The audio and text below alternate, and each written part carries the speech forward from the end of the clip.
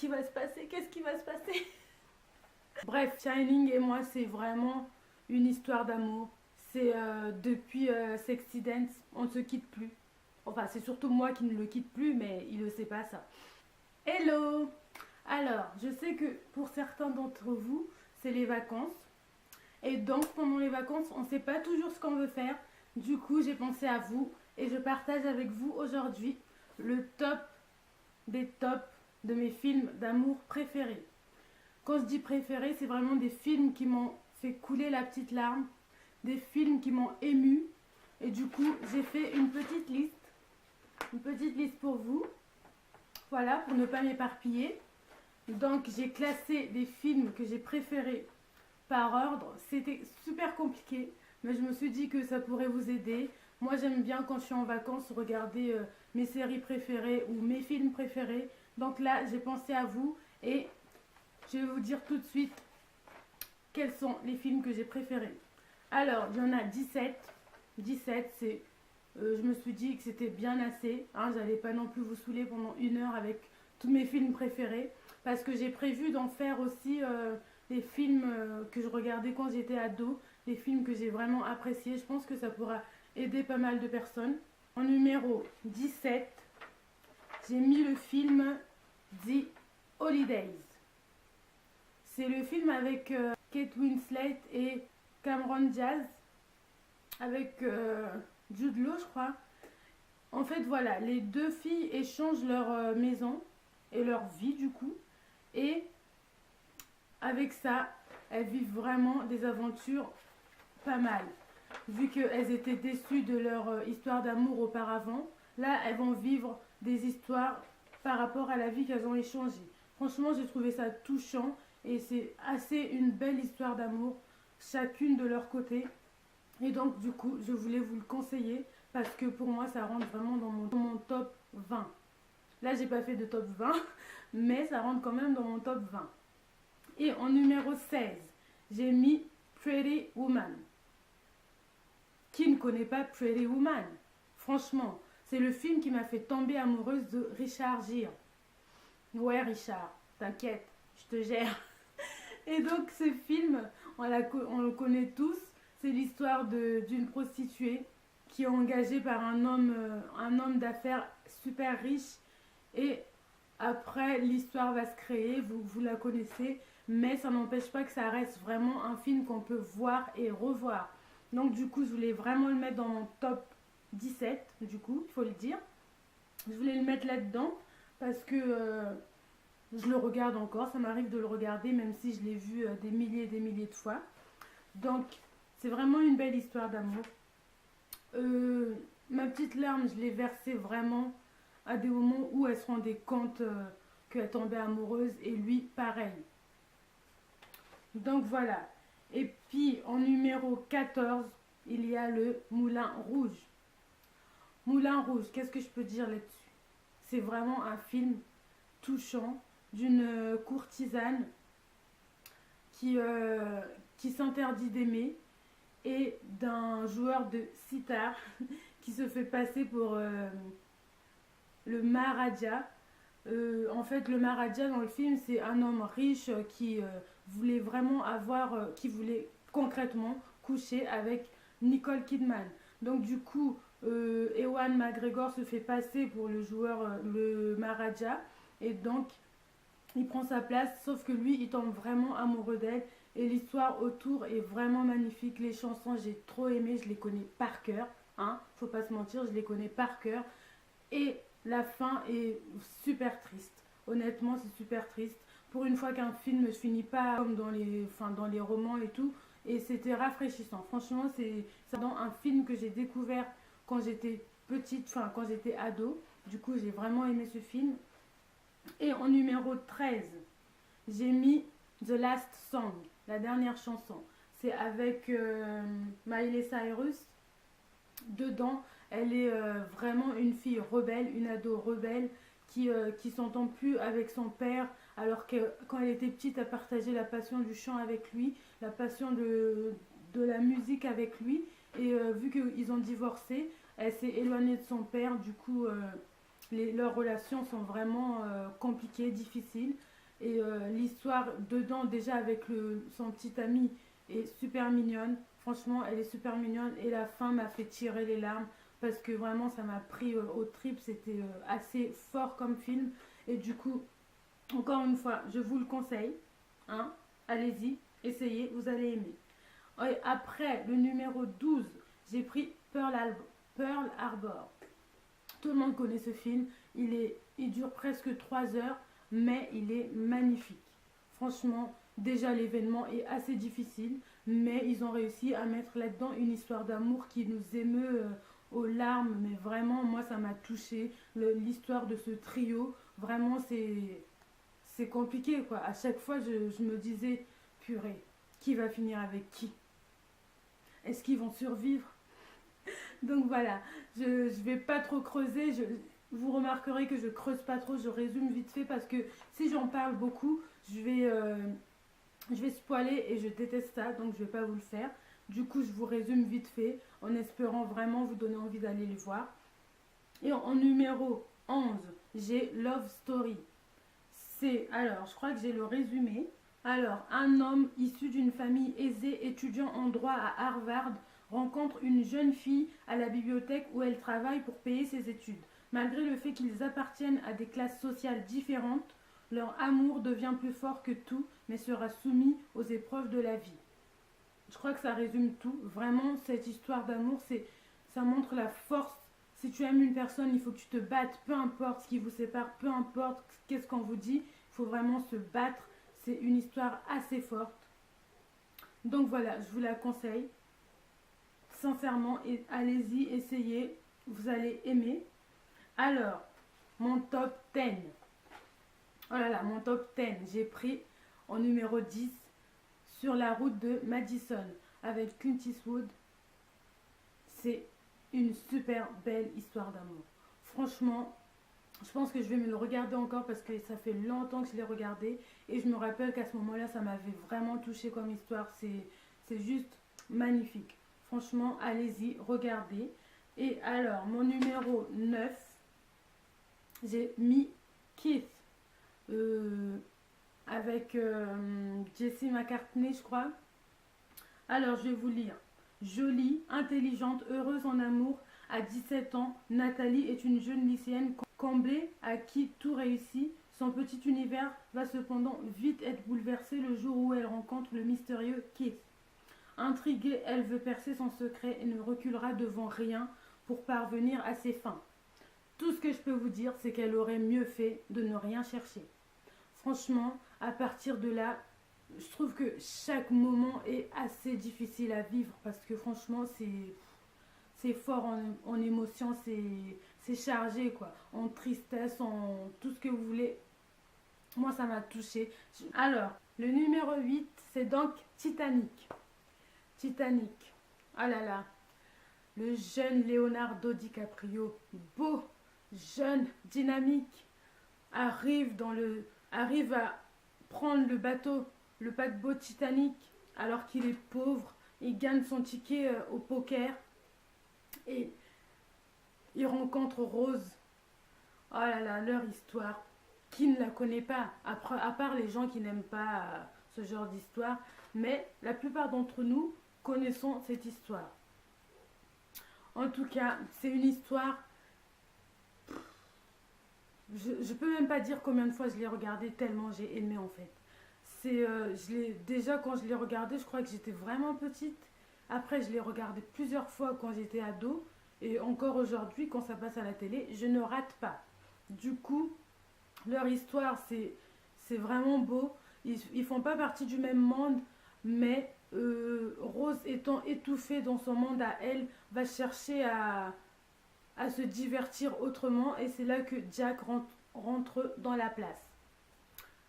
Du coup, ils vont s'aimer vraiment. Leur histoire est super belle.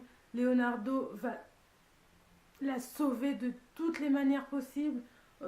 Donc vraiment, c'est un film, si vous l'avez jamais vu, c'est le moment de le voir. Hein. Et si vous l'avez déjà vu, regardez-le encore. Parce que c'est vraiment magnifique. J'ai rien d'autre à dire là-dessus, c'est juste magnifique. Et le numéro 7, j'ai mis le film Si seulement avec Jennifer Love Hewitt, une actrice que j'affectionne particulièrement. Ce film, euh, j'ai pleuré, mais vraiment, quand je dis j'ai pleuré, j'ai vraiment versé ma petite larme, ou peut-être deux ou trois. Mais en tout cas, c'est l'histoire d'un couple. Dans le couple, le mec poursuit sa carrière, alors que du coup, en poursuivant sa carrière, il délaisse sa femme, il délaisse sa petite amie, il s'engage plus auprès d'elle. Même s'il l'aime, il ne trouve plus assez de temps pour elle. Il est distrait. Donc voilà, c'est un jour il arrive un accident à sa copine et elle meurt. Il est dévasté, complètement dévasté, et on lui donne une nouvelle chance de se rattraper. Là, je trouve que j'en ai beaucoup dit, mais je pense que c'était nécessaire pour que vous puissiez comprendre sur quoi ce film s'appuie. C'est vraiment un nouveau départ, une manière pour lui de, de se rendre compte de ce qu'il avait avant qu'il ait perdu, et du coup de ne pas recommencer les mêmes erreurs, d'aimer sa femme. Et je trouve que c'est ce qu'on doit faire. Peu importe si on doit suivre des carrières, il faut trouver le temps pour ce qu'on aime. Alors, en numéro 6, j'ai mis Cher John. Shining Tatum. Chérie, tu ne veux pas de moi, mais c'est pas grave. Moi, je veux quand même de toi. Bref, Shining et moi, c'est vraiment une histoire d'amour. C'est depuis Sexy Dance, on ne se quitte plus. Enfin, c'est surtout moi qui ne le quitte plus, mais il ne sait pas ça. Donc, dedans, il est soldat. Je crois que j'ai un résumé. Alors, lorsque John, un soldat des forces spéciales en permission, et Savannah, une étudiante idéaliste, se rencontrent sur une plage, c'est le coup de foudre. C'est le cas de le dire. Après 2 semaines d'idylle, John repart ensuite en mission et Savannah retourne à l'université. Mais ils promettent de s'écrire et à travers leurs lettres enflammées, leur amour ne fait que grandir. Alors que désir et responsabilité s'opposent toujours plus, le couple lutte pour maintenir ses engagements. Quand une tragédie oblige John à rentrer, les deux jeunes gens se retrouvent face à leurs contradictions. Franchement, je vous mens pas que quand j'ai lu la dernière phrase, j'ai failli pleurer, hein, parce que je me rappelle très bien quand il revient ce qui se passe. Et c'est vraiment, ça, moi franchement, ça m'a fait mal, ça m'a fait de la peine. Désolée, ça c'est du dentifrice parce que je me suis brûlée. Donc moi, ça m'a fait de la peine, ça m'a vraiment touchée. Je me suis dit, oh, les pauvres quoi, comment on peut avoir tenu autant de temps et qu'il nous arrive ça, c'est vraiment triste, c'est vraiment dur, c'est... Je crois que j'ai fini le reste du film, bon peut-être pas jusqu'au bout, mais j'ai fini une grande partie du film avec les larmes aux yeux, c'était vraiment touchant. Donc ça c'était mon numéro 6. Maintenant on arrive dans mon top 5. Et croyez-moi, mon top 5 c'était... Si j'avais pu mettre tout sur la première place, je l'aurais fait. Mais je me suis dit, allez, force-toi, il faut que tu choisisses. Voilà. Mon numéro 5, ça me tue de le mettre, c'est que les autres sont vraiment top top. J'ai mis Le temps d'un automne. C'est l'histoire de Landon et Jamie. Jamie est une croyante alors que Landon est un garçon rebelle qui ne fait que des conneries et qui se moque littéralement tout le temps de Jamie, de sa manière de s'habiller, de sa manière d'être, de ses convictions, du fait qu'elle soit pas branchée et tout ça. Du coup, pour lui, jamais il ne sortira avec une fille comme ça, jamais il ne s'intéressera à une fille comme ça. Et dans le film, on découvre que Jamie a une maladie incurable. Du coup, il ne reste plus beaucoup de temps. Et sauf que les choses font qu'avec Landon, ils sont obligés de travailler ensemble parce que lui, il a eu des travaux d'intérêt à cause d'une connerie qu'il a fait. Du coup, ils font du théâtre ensemble alors qu'il n'en a pas du tout envie. Et c'est là qu'il découvre de jour en jour la personnalité de Jamie, ce qu'elle est. Et la phrase qui m'a le plus touchée, c'était promets-moi, Landon, que tu ne tomberas jamais amoureux de moi. Lui, sûr de lui, il lui répond, bah bien sûr que je tomberai jamais amoureux de toi. Franchement, ce film, j'ai pleuré encore là, ça me touche, c'est vraiment un bon film.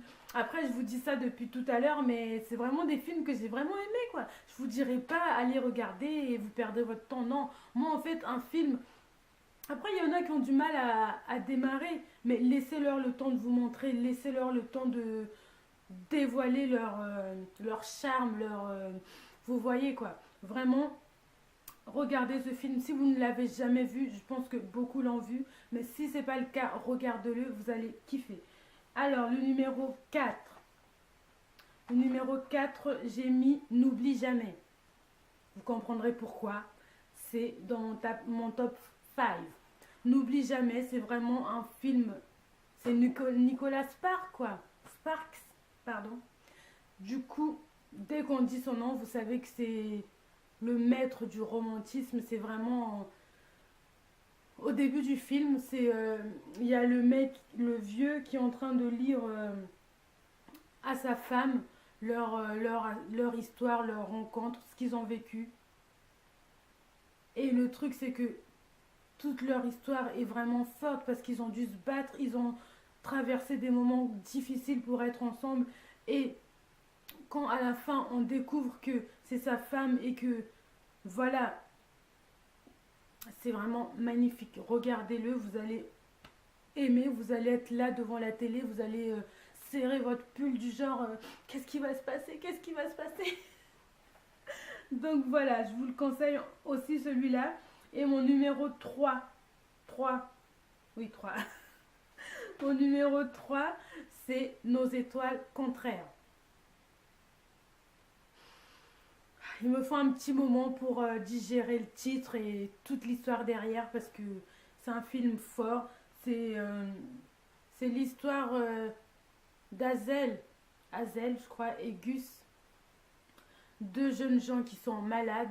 Elle se promène avec une bouteille d'oxygène alors que lui a été amputé d'une jambe et a toujours, enfin, il dit qu'il est en rémission, mais il y a toujours un risque pour que ça revienne et qu'il meure. C'est vraiment une histoire bien écrite. C'est une histoire qui m'a émue. Il y a le livre qui existe, mais je ne suis pas assez forte pour lire les sentiments des personnages, ce qu'ils ont pensé à tel moment, ce qu'ils ont ressenti quand ils vivaient les moments difficiles. C'est vraiment trop pour moi, je peux pas. Déjà, le film m'a bouleversée, je l'ai regardé en tout 3 fois, je crois. Et 3 fois pour moi, c'était déjà trop. C'est vraiment trop fort en émotion et super triste. Donc, je vous le conseille vraiment. Et en numéro 2, j'ai mis PS I Love You. Franchement, je vais aller vite parce que je crois que j'ai mis trop de temps et il y en a qui, de toute façon, j'en aurais perdu ou il y en a qui vont zapper. N'hésitez pas, hein. Je ne suis pas là pour faire la course à qui va regarder le plus longtemps. Mais j'avais besoin d'expliquer tout ce que j'ai expliqué. Donc, PS I Love You, c'est un couple qui s'aime depuis l'université.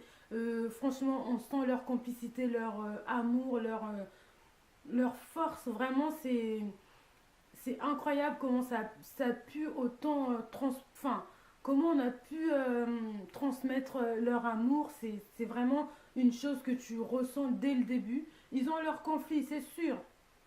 Voilà, c'est un couple normal, mais à côté de ça, ils s'aiment vraiment. Et un jour, le mec meurt. Fallait le dire. Il meurt.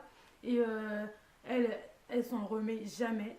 Mais il y a un truc qui l'aide quand même dans le film à accepter les choses petit à petit. Ça met du temps, mais je trouve que c'est vraiment une bonne idée d'avoir fait ça parce que c'est une chose que on aimerait avoir si on perd une personne à qui on tient.